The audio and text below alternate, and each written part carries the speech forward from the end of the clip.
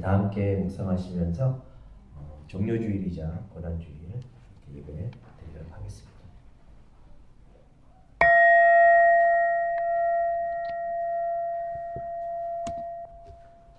삶도 사랑도 물들어 가는 것. 누군가 그랬다. 풀잎에도 상처가 있고 꽃잎에도 상처가 있다고. 가끔 이성과 냉정 사이 미숙한 감정이 터질 것 같아 가슴이 저릴 때가 있고, 감추어둔 감성이 하찮은 갈등에 가파른 계단을 오르내리며 가쁜 숨을 몰아쉬기도 하고, 특별한 조화의 완벽한 인생, 화려한 미래의 막연한 동경. 누군가 그랬다. 상처 없는 사람 없다. 그저 덜 아픈 사람이 더 아픈 사람을 안아주는 것이다. 아멘. 오늘 남인자 집사님 나오셔서 기도 준비해 주시겠습니다. 네, 기도하겠습니다.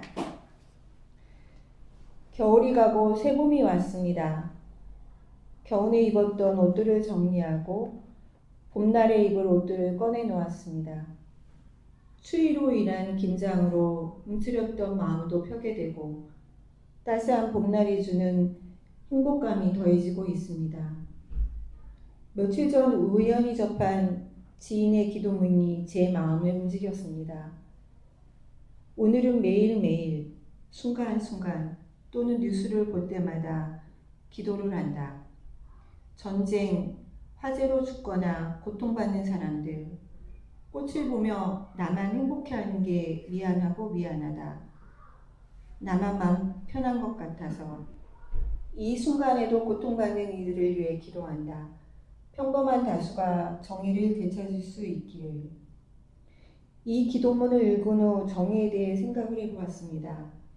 누구의 입장에서 정의의 기준이 되어야 하는 걸까? 한 주간 머릿속에 맴돌았습니다. 평범한 다수에게 정의가 있기를이라는 지인의 기도와 마찬가지로 평범한 다수가 불행해지지 않는 사회, 평범한 다수가 평안을 누릴 수 있는 사회가, 나라가 오길 소망해 봅니다. 또한 모든 이에게 평화가 있기를 빌어봅니다. 나의 기도가 아닌 우리 모두의 기도가 되길 빕니다. 세계 곳곳에서 신음하고 있는 모든 이들에게 평화가 어여오기를, 그리고 우리의 몸과 마음이 평안하게 늘 자리하기를 두 손 모읍니다.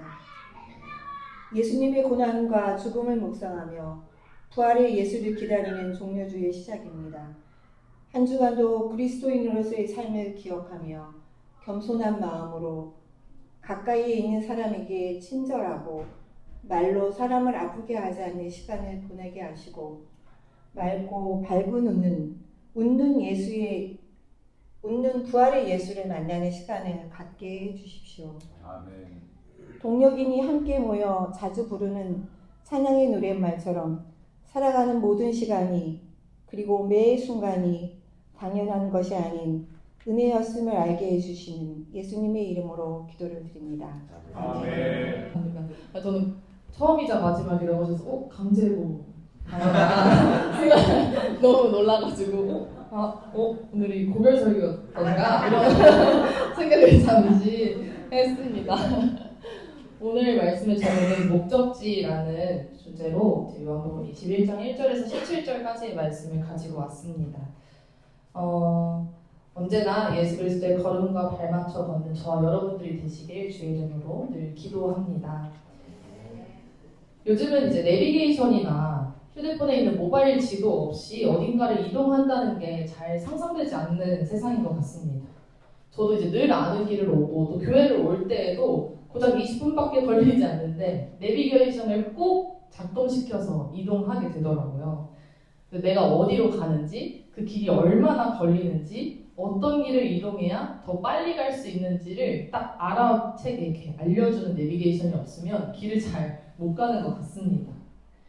이렇게 짧은 길을 이동하더라도 내비를 사용할 만큼 극강의 효율을 추구하는 편입니다, 저는. 그래서 인생의 몇 가지 이제 목적지를 좀 두었는데요. 그 중에 하나가 30안의 목사되기였습니다. 올해 제가 한국 나이로 딱 30이 되었는데요. 뭐 어쩌면 이제 잘못 목적지를 둔 게 아닌가라는 생각도 하지만 네, 30안의 목사되기에 도착을 앞두고 있습니다. 아주 어릴 적부터 꿈꾸었던 목적지에 이제 다다른다고 생각하니까 스스로 좀 뿌듯하기도 하고 스스로가 기특하게 여겨지기도 한 것 같습니다. 왜 이런 목적지를 세우게 되었을까? 이제 저의 조금은 자극적이고 또 거짓말 같다고 여기실 수 있는 이야기가 저의 인생의 중심에 있어서인데요. 저의 어릴 적 이야기로 저를 소개하면서 말씀을 열어보고자 합니다. 저희 부모님은 경기도 화성시의 작은 마을에서 이제 시골 농사를 지으신 분이십니다. 엄마는 이제 자칭 도시 여자라고 늘 말씀을 하시는데 농부인 아빠의 얼굴에 반해서 시골까지 따라서 시집을 가게 되셨어요. 사실 저는 뭐 잘생긴지 잘 모르겠는데 잘생겼다 이렇게 늘 말씀을 하시더라고요. 아무튼 농부가 된 이 두 사람은 평일 주말에 구분이 없으셨어요. 언제나 계절만 존재했었습니다. 봄, 여름, 가을이면 이렇게 바삐 돌아가는 농산일에 두 딸을 잘 챙기지 못하셨습니다. 특히나 주말에는 저희가 하루 종일 집에 있다 보니까 저와 동생을 잘 돌보지 못하셨어요. 그래서 종종 이웃에 맡기기도 하셨는데 그분들이 늘 교회에 열심히 다니시는 권사님이셨습니다. 그때부터였나봐요. 이웃집 권사님은 7살, 4살밖에 되지 않은 저희 자매를 어떻게 놀아줄지 모르시니까 교회에 데려가셨어요. 교회에 가면 놀거리도 많고 재밌는 것도 많고 친구들도 있으니까 가서 재밌게 놀아라 하시면서 데려가 주셨고 저도 동생도 유치부에 가면 친구들이 있으니까 놀이터가 있으니까 너무 신나게 예배 갔던 것 같습니다. 예배에 가서 처음 배웠던 게 그거였어요. 하나님이 언제나 우리와 함께 하신다. 이 말씀을 거의 세뇌당하듯이 몇 주를 계속 배우게 되었습니다. 우리가 잠들었을 때도, 우리가 화장실에 있을 때도, 우리가 부끄러운 행동을 할 때도 하나님은 언제나 우리를 보고 계신다. 이렇게 알려주시는 거예요. 그 말씀이 사실 저는 좀 자주 외로움을 느꼈는데 그 말씀이 저한테 좀 큰 힘이 되었던 것 같아요. 그래서 초등학교에 가고 학교는 늘 결석을 했지만 교회에는 기어코 나갔습니다. 초중고 대학교까지 그 어디에서도 개근상 한번 받지 못했지만 교회에서는 매년 개근상을 받는 나름의 모범 어린이였던 것 같습니다. 시간이 이렇게 흘러서 제가 초등학교 2학년이 되었을 때에 저와 저희 가족에게 좀 큰 사건이 하나 발생합니다. 여느 때와 같이 학교에 등교하던 저희 등교길에 모르는 아저씨를 만나고 그 아저씨에게 유괴를 당했습니다. 차 안에서 울고 있는 저에게 아저씨는 초등학교 2학년이 키가 이렇게 크다고 하시면서 소리를 지르셨고 계속해서 조용히 하라고 막 고함을 쳤어요. 너무 무서웠던 저는 엄마에게 이르겠다, 아빠에게 이르겠다, 할머니에게 이르겠다, 할아버지에게 이르겠다 막 이렇게 소리를 쳤지만 꿈쩍도 하지 않더라고요. 그러다가 문득 예배에서 배운 이야기가 떠올라서 나 하나님한테 이르겠다 라고 소리를 쳤습니다. 그랬더니 아저씨가 이렇게 운전을 하다가 갓길에 차를 세우고 너 교회 다녀? 이렇게 물으시는 거예요.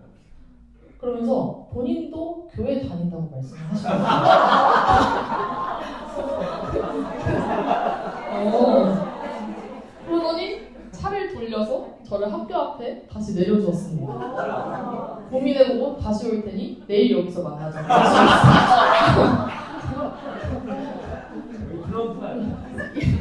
이 사건이 이제 온 동네에 소문이 나게 되죠. 워낙에 작은 동네였으니까요. 당연히 교회 목사님도 알게 되십니다. 교회 목사님께서는 저와 저희 엄마를 불러서 토닥여 주시고 위로의 기도도 해주시고 또 안수도 해주시고 안아주셨어요. 그러면서 이렇게 물으시는 거예요. 지혜는 커서 뭐가 되고 싶어? 이렇게 물으셨어요. 사실 초등학교 2학년이었던 저는 마땅히 뭐가 되고 싶은 게 없었어요. 그래서 이렇게 조용히 있다가 저는 목사님 같은 목사님이요 라고 대답을 했습니다. 그 말씀을 하나님께서도 들으셨는지 결국에는 신학교를 가게 되더라고요. 30까지 이제 목회의 다양한 경험들을 좀 해왔는데요.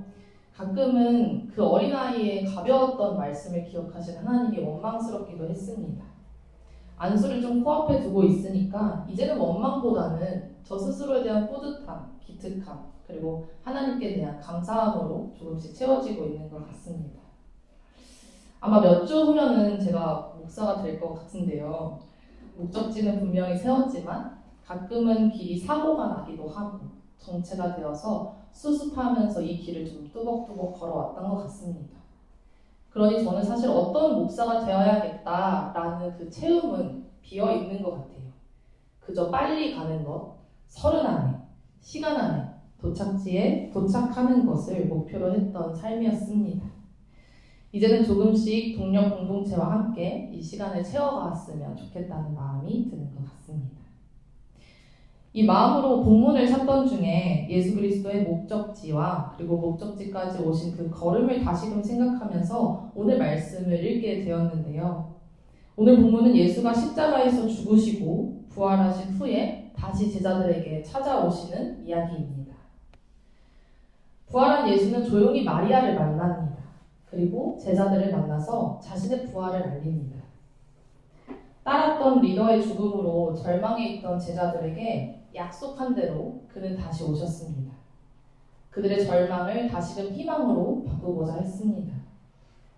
걸음을 멈춘 제자들에게 다시 움직이라고 말씀하고 싶으셨던 게 아닐까 생각해 보게 됩니다. 하지만 제자들은 예수의 죽음 후에 예수님을 만나기 이전의 삶으로 돌아가 있었어요. 배를 탔고 생선을 잡으러 바다에 나갔고 또다시 아무런 수확을 얻지 못한 채 돌아오고 있었죠. 그런 그들에게 오늘 본문과 같이 예수님은 다시 한번 나타나십니다. 베드로와 도마, 나다나엘과 세베대의 아들들이 함께 있는 그 디베랴 바다에 함께 서십니다. 그리고 다정히 묻습니다. 얘들아, 뭐를 좀 잡았니? 처음 이 사람들이 예수님을 만났던 그 장면과 같이 그들은 아무것도 잡지 못했다고 대답합니다. 그런 이들에게 또 예수는 처음 만났던 그때와 같이 반대쪽으로 그물을 던져보라 라고 말씀합니다. 그리고 반대쪽으로 그물을 던진 제자들은 그때처럼 엄청난 물고기를 잡고 말을 건네니가 나의 스승이구나, 떠났던 나의 예수구나 함을 알아차립니다. 그리고 동시에 예수님께 달려나가죠. 예수님은 노동을 하다가 온 제자들을 위해서 다정히 숯불을 피워두고 빵과 생선을 준비해 아침을 대접했습니다. 그러면서 제자들에게 묻습니다. 나를 사랑하느냐? 나를 사랑하느냐? 나를 정말 사랑하느냐? 제자들은 예수에게 사랑 고백을 멈추지 않습니다. 제가 주님을 사랑합니다. 제가 주님을 정말 사랑합니다. 그 고백에 예수는 양을 이끌고 먹이라 라고 말씀을 합니다. 그 양들은 어떤 양일까? 예수가 제자들을 찾아온 그 디베랴 바다에 대해서 좀 살펴보고자 합니다. 디베랴 바다는 커다란 갈릴리 호수에 있던 선착장들 중에 하나입니다. 당시 시대에서 이 갈릴리는 강으로 이어지는 호숫가로 무역의 요충지였고 더불어서 외부의 침략이 잦던 동네였습니다. 신약성서에서 자주 언급되듯이 유대인, 헬라인, 로마인 등 여러 이방인들이 섞여 있던 동네이기도 했습니다. 이 말은 즉슨 혼혈인들도 정말 많았다는 이야기고 가난한 사람들이 배를 타고 생선을 잡으면서 삶을 살던 동네였음을 말하기도 합니다. 정치와 종교의 중심에 있던 예루살렘에 사는 유대인들은 이곳에 대해서 이렇게 얘기를 하죠. 나사렛에서 무슨 선한 것이 날 수 있느냐 하는 말을 할 만큼 변방으로 취급받던 동네이기도 합니다.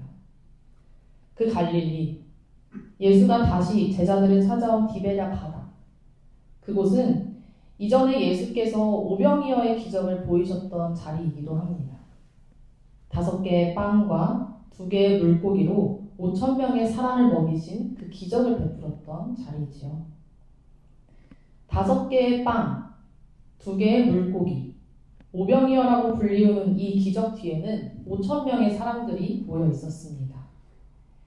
예수께서 말씀하시는 하나님 나라를 함께 꿈꾸었던 사람들이고, 가난했던 사람들이고, 소외되고 무시받던 5,000명을 먹이신 그 자리에 부활하신 예수께서 다시 서셨습니다. 그리고 제자들에게 다시 사람들을 먹이라고 말씀하십니다. 지금 내가 이 아침을 차려서 너희를 먹인 것과 같이, 내가 그때에 5,000명의 사람들을 먹인 것과 같이 내가 떠나더라도 그 자리에서 사람들과 같이 하나님의 나라를 꿈꾸고 그 나라를 이끌며 먹이라고 말씀하십니다. 5,000명, 아니 그 이상의 민중을 이끌었던 예수는 결국 불의한 권력으로 죽었으나 다시 부활해서 돌아왔습니다. 우리는 그것을 믿고 있죠. 부활이라고 하는 그 엄청난 기적으로 돌아온 예수가 다시 찾아온 자리는 수천 명의 사람들 가운데도 아니고, 자신을 죽인 권력 앞에 서는 것도 아니고, 고작 디베랴 바닷가 앞에 서 있습니다. 고작 4-5명밖에 되지 않는 제자들 앞에 서 있습니다. 부활이라는 엄청난 기적 후에 첫 걸음을 돌린 예수의 목적지는 가난한 사람들을 만났던 그 자리였고, 수천 명의 갈급함이 있었던 그 자리였습니다. 그 자리에서 숯불을 피우고 제자들을 먹이신 이 장면을 저는 참 좋아합니다. 목사라는 목적지에 다다른 제게 이 사명에 대해서 다시금 생각해 보게 되었습니다. 고난주간이 시작되는 지금에서 저 스스로와 그리고 여기에 함께하는 우리들에게 다시금 묻고 싶기도 합니다. 부활주일까지 나아가는 걸음에 우리의 목적지는 어디일까요? 예수께서 도착하신 디베랴 바다에 함께 서 있길 주의 이름으로 소망합니다. 평일에 저는 세월호와 생명안전 운동을 하는 4.16 연대에서 일을 하고 있는데요. 동료들과 함께 모여서 이런 질문을 종종 던져봅니다. 예수께서 지금 만약 이 땅에 다시 오신다면 가장 먼저 가실 곳은 어디일까?